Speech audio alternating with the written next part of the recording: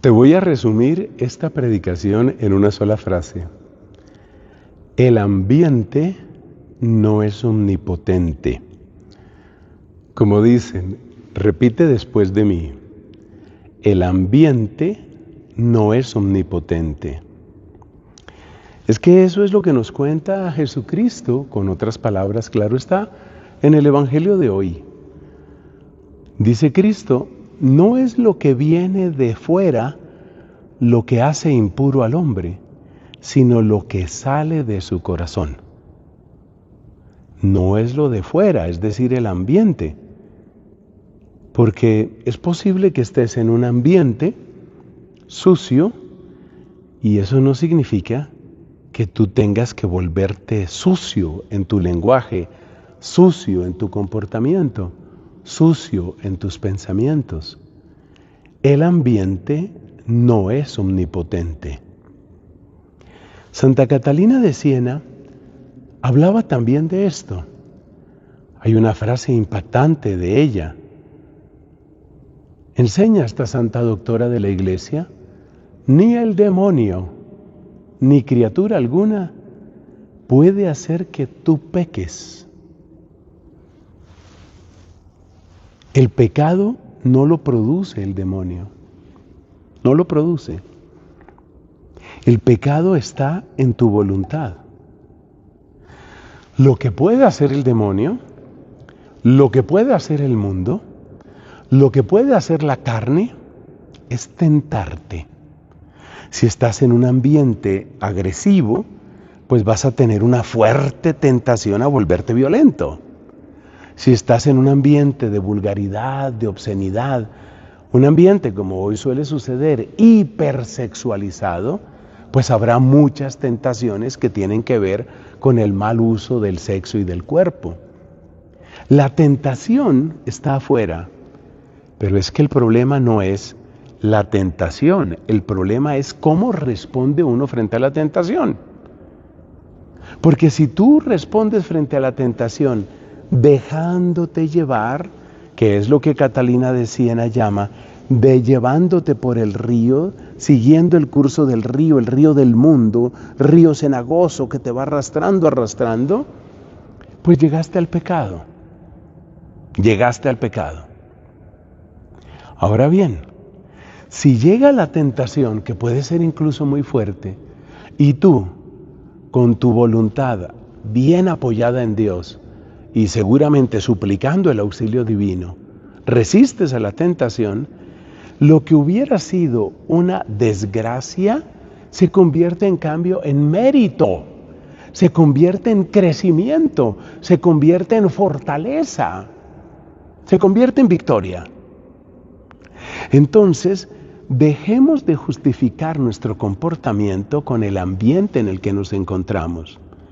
Porque leemos en la Escritura, busca esta frase, busca la que te conviene, leemos en la Escritura que los tiempos son malos. Leemos en la Escritura que, por ejemplo, el apóstol San Pedro decía, apártense de esta generación perversa, esta generación corrompida. Eso decía Pedro en el siglo I. 20 siglos después, creo que tenemos que seguir utilizando el mismo lenguaje. Apártense de esta generación perversa, decía Pedro. Entonces, dejemos de justificarnos con el ambiente y para eso te propongo tres recomendaciones, muy sencillas, muy concretas. Primero, identifica las tentaciones, concretamente aquellas que pueden tener mayor impacto en ti.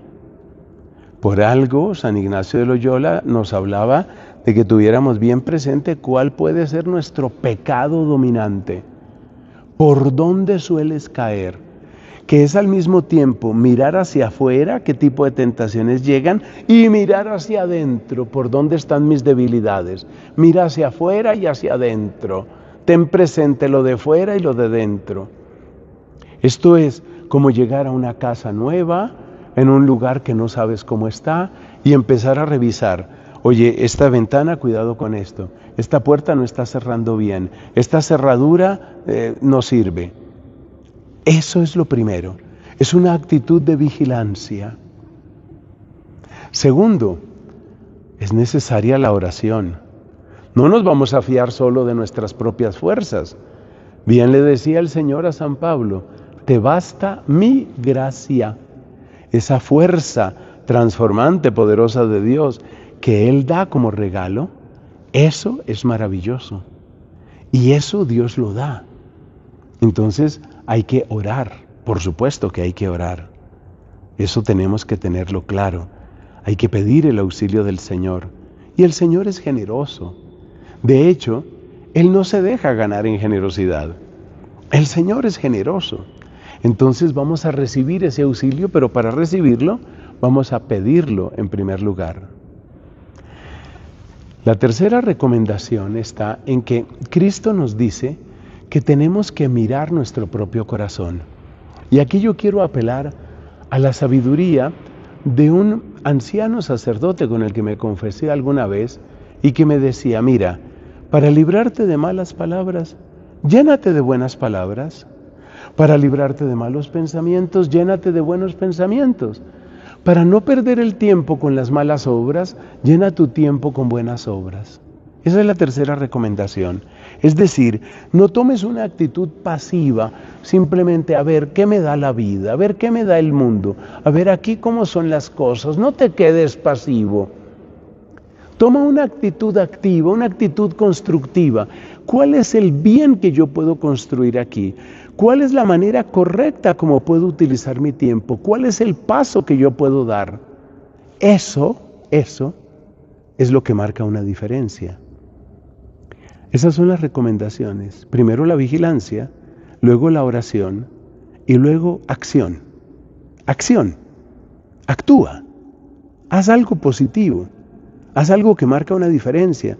No seas un juguete de las circunstancias, porque no se te olvide, el ambiente no es omnipotente.